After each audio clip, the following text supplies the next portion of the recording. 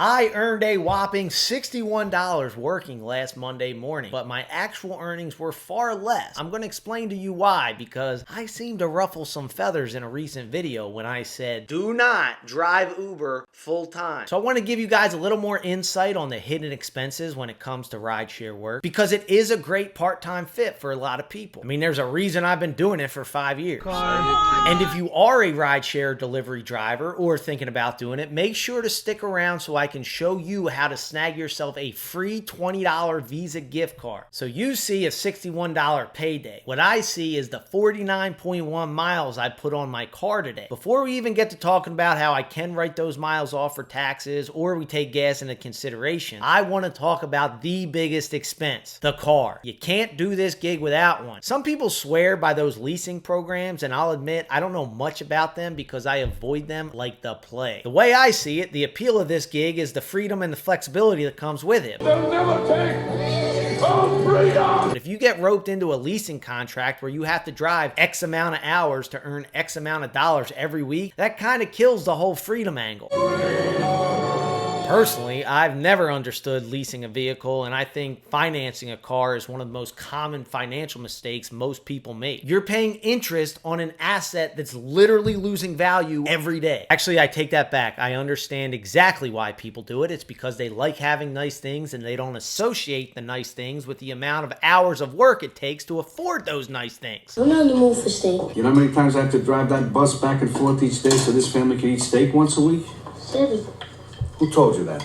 Nobody, I counted. Maybe this is why some people say the working man's a sucker, but I can't look at a hoagie without doing the math on how many Uber rides I would have to give in order to be able to afford one. The answer is 1.5 plus tax. So the other option is to use a car that you own. The thing about that is you are absolutely going to destroy it. That 49 miles was put on over 3 hours. Forget factoring out what that would mean if I were to drive for 40 hours a week over the course of a year. What I want you to think about is that 49 miles over 3 hours means I average 16 miles an hour while driving. That's the mathematical way of saying a whole lot of stop and go. Just about the worst thing you can do to your car, short of driving it off of a cliff. So if you are going to do rideshare, go in with the mindset that you will be sacrificing your car to the gig work gods.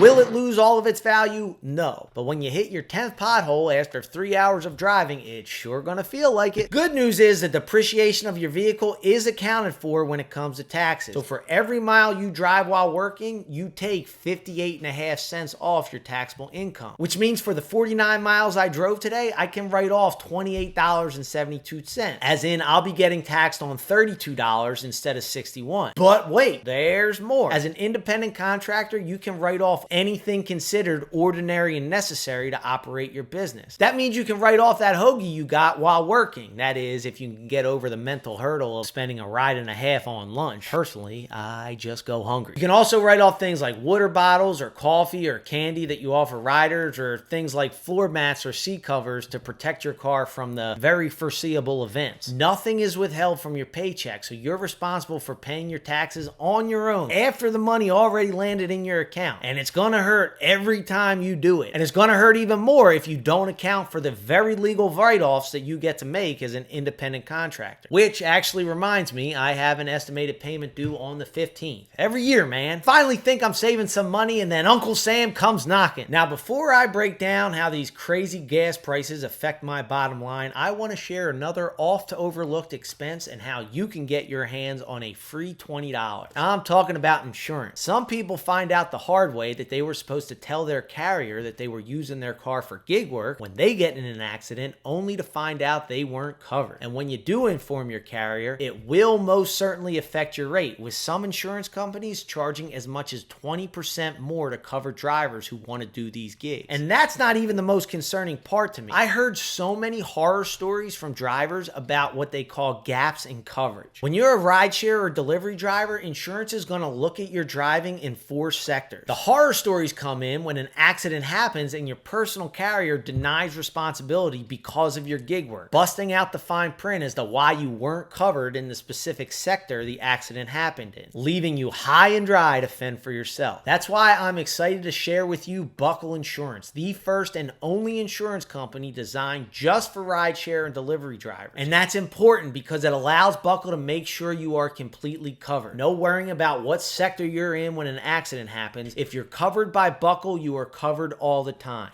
And because they specialize in insuring the gig economy, drivers are saving between $50 and $200 a month. That's like more than 30 rides or 20 hoagies. So if you're a gig worker in one of these 9 states, click the link below. Not only will it get you a free insurance quote, Buckle will send you a $20 Visa gift card that can be used just like cash, just for getting the quote, no strings attached. And if you aren't in one of those states, you can still sign up for a free Buckle membership. They'll send you $5 just to be part of the club that offers benefits, products, and discounts that will make the gig life easier. Look, I'm not a salesy guy, and I know there's nothing in this world for free. So when I hear that a company's willing to send me $20 just to look at a quote, that tells me they're so confident that I'm gonna like what I see that they're willing to pay me to see it. And it's not like they're trying to rope me into some luxurious item that I don't need. We're talking about insurance. It's literally illegal not to have it. So the way I see it, you'd be crazy not to take the $20 in 5 minutes to check it out. And again, if you're not in one of those states, you can still sign up for the membership so you can get that $5 and stay in the loop for when they are active in your area. And if you do use the link below, you're helping me out, so thank you in advance. And now, for the final expense that we all hate to expend, our dear friend, gasoline. What's always missed in the gas conversation is that it always cost money. Like, it didn't jump from free to $5 a gallon. So I thought I'd compare today's price with the average price of gas the first 5 years I was driving Uber, which was approximately $2.45. Coincidentally, that was about the same price it was around January of 2021 when it randomly started to climb and hasn't looked back since. Gas at $5 a gallon today means that out of the $61 I earned this morning, I had to spend almost $10 of that on gas. That was 16% of my earnings. If gas was still at $2.45 a gallon like it had been for years, I would have spent less than $5 on fuel, which means I'm paying an extra $1.67 an hour in gas to operate my car. It seems rather negligible when I put it like that, but if you think about that as 8% of my hourly earnings, that sounds like a pretty hefty fee. And if you think about what that extra $1.67 an hour means over the course of a year, if I was doing this full time, let's say 40 hours a week for 50 weeks a year. That's 2 weeks off because remember, no sick pay or vacation time when you're your own business. That means I'm spending an extra $3,300 in gas than I was a year and a half ago. That's a whole lot of hoagie. Since my little Honda go-kart gets great gas mileage, it's definitely annoying, but obviously not enough to deter me from driving completely. I just have to pick and choose when I'm going out driving a little more carefully. No more $61 Monday mornings, I'll tell you that. And to be fair, this was a particularly bad morning for Uber. If you want a more accurate picture of what Uber earnings are like, you can check out this video here. And remember to use that link below to snag that $20 from Buckle and get yourself a free quote on some cheaper insurance with better coverage. And oh yeah, if you haven't pressed subscribe, there's a good chance I might develop a stutter. Please don't do this to me.